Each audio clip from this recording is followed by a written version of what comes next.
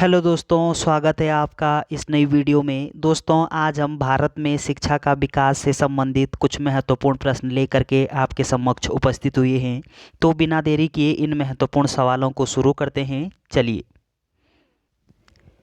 इस वीडियो का पहला प्रश्न है, भारत में अंग्रेजी शिक्षा का मैग्ना कार्टा किसे कहा जाता है? तो इम्पोर्टेंट सवाल है। इसका सही उत्तर क्या होना चाहिए? Option A wood dispatch, option B Macaulay का विवरण पत्र, ऑप्शन सी 1813 का चार्टर, ऑप्शन डी आकलैंड का विवरण पत्र। तो इस प्रश्न का सही उत्तर क्या होना चाहिए? आपका सही आंसर होगा वुड डिस्पैच। तो वुड डिस्पैच को क्या बोला जाता है? आप बोलोगे भारत में अंग्रेजी शिक्षा का मैग्ना कार्टा। तो ध्यान रखिए, ऑप्शन ए यहाँ पे सही दिया गया है। अगला प्रश्न है, भारत की नई राष्ट्रीय शिक्षा नीति की घोषणा किस वर्ष की गई? तो इस प्रश्न का सही उत्तर बताना है आपको कि भारत में नई राष्ट्रीय शिक्षा नीति की घोषणा कब हुई थी। ऑप्शन ए 1968 में, ऑप्शन बी 1986 में, ऑप्शन सी 1992 में, ऑप्शन सी 1996 में। तो इस प्रश्न का सही उत्तर क्या होना चाहिए? आपका सही आंसर होगा 1986 में। ऑप्शन बी यहाँ पे सही दिया गया है। अगला प्रश्न है, विश्वविद्यालय अनुदान आयोग, जिसको वर्तमान में विश्वविद्यालय विकास आयोग नाम से जाना जाता है, तो बताना है आपको कि इस विश्वविद्यालय अनुदान आयोग की स्थापना ये कब होती है, किस वर्ष हुई थी। Option A 1956, option B 1961, option C 1965, option D 1986।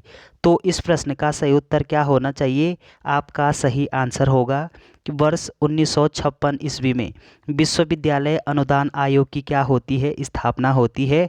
और इस विश्वविद्यालय अनुदान आयोग, संक्षेप में इसको यूजीसी कहा जाता है, और वर्तमान में इसको क्या बोला जाता है? विश्वविद्यालय विकास आयोग। ऑप्शन ए यहाँ पे सही दिया गया है।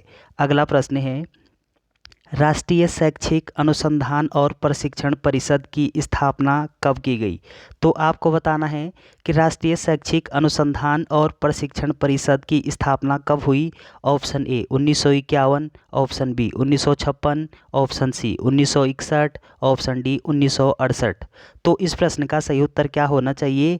आपका सही आंसर होगा 1961 ईस्वी में क्या होता है कि राष्ट्रीय शैक्षिक अनुसंधान और प्रशिक्षण परिषद की स्थापना होती है। ऑप्शन सी यहाँ पे सही दिया गया है। अगला प्रश्न है, राष्ट्रीय साक्षरता मिशन की शुरुआत कब हुई? तो राष्ट्रीय साक्षरता मिशन की शुरुआत बतानी है आपको। Option A 1985, option B 1986, option C 1987, option D 1988। तो इस प्रश्न का सही उत्तर क्या होना चाहिए? आपका सही आंसर होगा कि राष्ट्रीय साक्षरता मिशन की स्थापना, इसका जो शुरुआत है वो कब होती है? आप बोलोगे 1988। ऑप्शन डी यहाँ पे सही दिया गया है। अगला प्रश्न है कि शिक्षा के 10+2+3 पैटर्न के लिए सर्वप्रथम सुझाव किसने दिया था? तो शिक्षा का ये जो 10+2+3 पैटर्न है, इसके लिए सुझाव किसके द्वारा दिया गया था सबसे पहले? ये आपको बताना है। ऑप्शन ए बम्बई विश्वविद्यालय आयोग, ऑप्शन बी मद्रास विश्वविद्यालय आयोग, ऑप्शन सी कलकत्ता विश्वविद्यालय आयोग, ऑप्शन डी दिल्ली विश्वविद्यालय आयोग। तो 10+2+3 का फॉर्मूला, ये सबसे पहले सुझाव किसके द्वारा दिया गया है? आपका सही आंसर क्या होना चाहिए? आपका सही आंसर होगा कि ये कलकत्ता विश्वविद्यालय आयोग के द्वारा दिया गया है। कौन सा फॉर्मूला? आप बोलोगे 10+2+3, ये जो फॉर्मूला है, जो पैटर्न है, ये कलकत्ता विश्वविद्यालय आयोग के द्वारा दी गई है। और अगला पॉइंट आपको क्या ध्यान रखना है कि ये जो कलकत्ता विश्वविद्यालय आयोग है, इसकी स्थापना 1917 में इसकी स्थापना होती है, और 1919 को ये अपना रिपोर्ट केंद्र सरकार को सौंपती है। तो चलिए, अगला प्रश्न है, भारतीय शिक्षा के 10+2+3 आकार की सिफारिश किसने की थी? तो इस प्रश्न का सही उत्तर बताना है आपको कि 10+2+3 का ये जो फॉर्मूला है, इसकी सिफारिश किसके द्वारा की गई थी। ऑप्शन ए कोठारी आयोग, ऑप्शन बी मुदालियर आयोग, ऑप्शन सी राधाकृष्णन आयोग, ऑप्शन डी राम मूर्ति आयोग। तो इस प्रश्न का सही उत्तर क्या होना चाहिए? आपका सही आंसर होगा कोठारी आयोग। ऑप्शन ए यहाँ पे सही दिया गया है।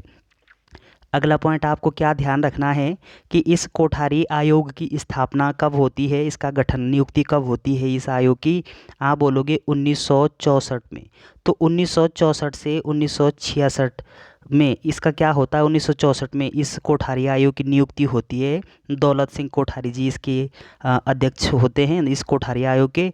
और 1966 में केंद्र सरकार को क्या करता है ये आयोग, अपना प्रतिवेदन अर्थात रिपोर्ट सौंपता है। ऑप्शन ए यहाँ पे सही दिया गया है। अगला प्रश्न है, भारतीय शिक्षा के 10+2+3 के आकार किसके द्वारा दिया गया है। आपका सही उत्तर होगा कोठारी आयोग। ऑप्शन ए यहाँ पे सही दिया गया है। अगला प्रश्न है, 10+2+3 शिक्षा पद्धति लागू की गई। तो ये 10+2+3 शिक्षा पद्धति ये कब लागू की गई है, किसने लागू की थी। ऑप्शन ए राष्ट्रीय शिक्षा नीति, ऑप्शन बी कोठारी आयोग, ऑप्शन सी माध्यमिक शिक्षा आयोग, ऑप्शन डी माधवन समिति की सिफारिश से। तो इस प्रश्न का सही उत्तर क्या होना चाहिए, आपका सही आंसर होगा राष्ट्रीय शिक्षा नीति 1986। ऑप्शन ए यहाँ पे सही दिया गया है। अगला प्रश्न है कि ऑपरेशन ब्लैक बोर्ड नामक कार्यक्रम कब शुरू किया गया। तो ऑपरेशन ब्लैक बोर्ड नामक कार्यक्रम ये कब शुरू हुआ था। ऑप्शन ए 1986 से 1987, option D 1987-88, option C 1988-89, option D 1990-91।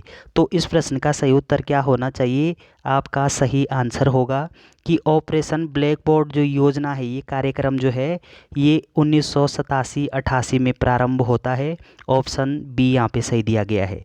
अगला प्रश्न है, ऑपरेशन ब्लैक बोर्ड कार्यक्रम का उद्देश्य है। तो ऑपरेशन ब्लैक बोर्ड कार्यक्रम का उद्देश्य क्या था।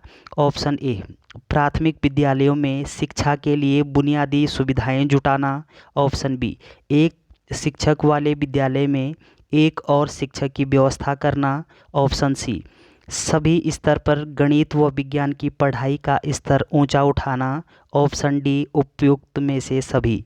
तो इस प्रश्न का सही उत्तर क्या होना चाहिए कि ऑपरेशन ब्लैक बोर्ड की स्थापना ये 1987-88 ईस्वी में होता है इसकी शुरुआत। लेकिन इसका मुख्य उद्देश्य क्या है, इस प्रश्न का सही उत्तर बताना है आपको। आपका सही आंसर होगा उपयुक्त सभी। ऑप्शन डी यहाँ पे सही दिया गया है। अगला प्रश्न है, नवोदय विद्यालय में दाखिला किस कक्षा में होता है। तो इम्पोर्टेंट प्रश्न है। ऑप्शन ए पहली कक्षा, ऑप्शन बी चौथी कक्षा, ऑप्शन सी छठी कक्षा, ऑप्शन डी 7वीं कक्षा। तो नवोदय विद्यालय में दाखिला अर्थात एडमिशन कब होता है। तो इस प्रश्न का सही उत्तर क्या होना चाहिए, आपका सही आंसर होगा छठी कक्षा में। ऑप्शन सी यहाँ पे सही दिया गया है। तो छठी कक्षा में जब बालक पहुँचता है तब उनका दाखिला नवोदय विद्यालय में हो सकता है। ऑप्शन सी यहाँ पे सही दिया गया है। अगला प्रश्न है, नवोदय विद्यालय के संदर्भ में कौन सा कथन सही है। तो आपको बताना है कि नवोदय विद्यालय के संदर्भ में कौन सा कथन यहाँ पे सही दिया गया है। ऑप्शन ए सन 1986 में देश के प्रत्येक गांव में एक मॉडल स्कूल की स्थापना करने का निर्णय लिया गया था। तो चलिए अगला प्रश्न है कि मुक्त विश्वविद्यालय की स्थापना कहाँ हुई। तो मुक्त विश्वविद्यालय की स्थापना बतानी है आपको। ऑप्शन ए संयुक्त राज्य America, option B Germany, option C England, option D Bharat. तो मुक्त विश्वविद्यालय की स्थापना सर्वप्रथम किस देश में हुई है। तो इस प्रश्न का सही उत्तर क्या होना चाहिए, आपका सही आंसर होगा कि मुक्त विश्वविद्यालय की स्थापना सबसे पहले इंग्लैंड में हुई थी। ऑप्शन सी यहाँ पे सही दिया गया है। अगला प्रश्न है, मुक्त विश्वविद्यालय की स्थापना का विचार सर्वप्रथम किसने दिया।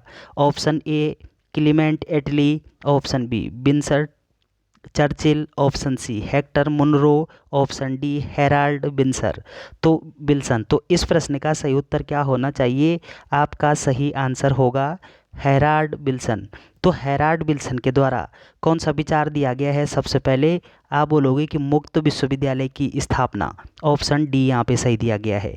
अगला प्रश्न है, भारत में प्रथम खुला विश्वविद्यालय कहाँ स्थापित हुआ। तो इम्पोर्टेंट सवाल है कि भारत में प्रथम खुला विश्वविद्यालय कहाँ पे स्थापित हुआ है।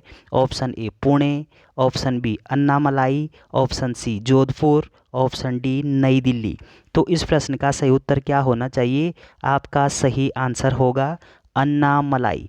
तो अन्नामलाई में क्या हुआ था सबसे पहले कि प्रथम खुला विश्वविद्यालय स्थापित हुआ था। ऑप्शन बी यहाँ पे सही दिया गया है। अगला प्रश्न है, इंदिरा गांधी राष्ट्रीय मुक्त विश्वविद्यालय की स्थापना कब हुई? तो इंदिरा गांधी राष्ट्रीय मुक्त विश्वविद्यालय अर्थात संक्षेप में इसको क्या बोला जाता है? इग्नू। तो इसकी स्थापना कब हुई? Option A 1982, option B 1985, option C 1987, option D 1989। तो इस प्रश्न का सही उत्तर क्या होना चाहिए? आपका सही आंसर होगा 1985 ईस्वी में। ऑप्शन बी यहाँ पे सही दिया गया है। तो इग्नू की स्थापना कब होती है? 1985। ऑप्शन बी सही दिया गया है। अगला प्रश्न है, इंदिरा गांधी राष्ट्रीय मुक्त विश्वविद्यालय का मुख्यालय कहाँ है? तो इग्नू का मुख्यालय बताना है आपको। Option A Nai Delhi, option B Kolkata, option C Allahabad, option D Mumbai. तो इस प्रश्न का सही आंसर क्या होना चाहिए कि इग्नू का मुख्यालय हेडक्वार्टर कहाँ है? आपका सही आंसर होगा नई दिल्ली में। ऑप्शन ए यहाँ पे सही दिया गया है। अगला प्रश्न है कि केंद्रीय अंग्रेजी एवं विदेशी भाषा संस्थान कहाँ है? तो केंद्रीय अंग्रेजी एवं विदेशी भाषा संस्थान बताना है आपको। इम्पोर्टेंट प्रश्न है। Option A Hyderabad, option B New Delhi, option C Bengaluru, option D Mumbai. तो इस प्रश्न का सही उत्तर क्या होना चाहिए? आपका सही आंसर होगा हैदराबाद में। तो केंद्रीय अंग्रेजी एवं विदेशी भाषा संस्थान ये हैदराबाद में स्थित है। ऑप्शन ए यहाँ पे सही दिया गया है। अगला प्रश्न है, भारतीय पशु चिकित्सा अनुसंधान संस्थान कहाँ स्थित है? तो भारतीय पशु चिकित्सा अनुसंधान संस्थान बताना है आपको। Option A Pantnagar, option B Izatnagar, option C Lucknow, option D Dehradun. तो इस प्रश्न का सही उत्तर क्या होना चाहिए? आपका सही आंसर होगा इज्जतनगर। तो भारतीय पशु चिकित्सा अनुसंधान संस्थान ये इज्जतनगर में स्थित है। ऑप्शन ए यहाँ पे सही दिया गया है। अगला प्रश्न है, भारतीय सांख्यिकी संस्थान अर्थात ISO कहाँ स्थित है? Option A Delhi, option B Kolkata, option C Chennai, option D Bengaluru. तो इस प्रश्न का सही आंसर क्या होना चाहिए? आपका सही आंसर होगा कि ISO ये कलकत्ता में स्थित है। ऑप्शन बी यहाँ पे सही दिया गया है। अगला प्रश्न है कि भारतीय खनन विद्यालय कहाँ स्थित है? तो भारतीय खनन विद्यालय बताना है आपको। Option A Jamshedpur, option B Dhanbad, option C Ranchi, option D Kolkata. तो इस प्रश्न का सही आंसर क्या होना चाहिए? आपका सही आंसर होगा कि भारतीय खनन विद्यालय ये धनबाद झारखंड में स्थित है। ऑप्शन बी यहाँ पे सही दिया गया है। तो चलिए दोस्तों, वीडियो अगर आपको अच्छी लगती है तो चैनल को सब्सक्राइब करना ना भूलें। Thanks for watching.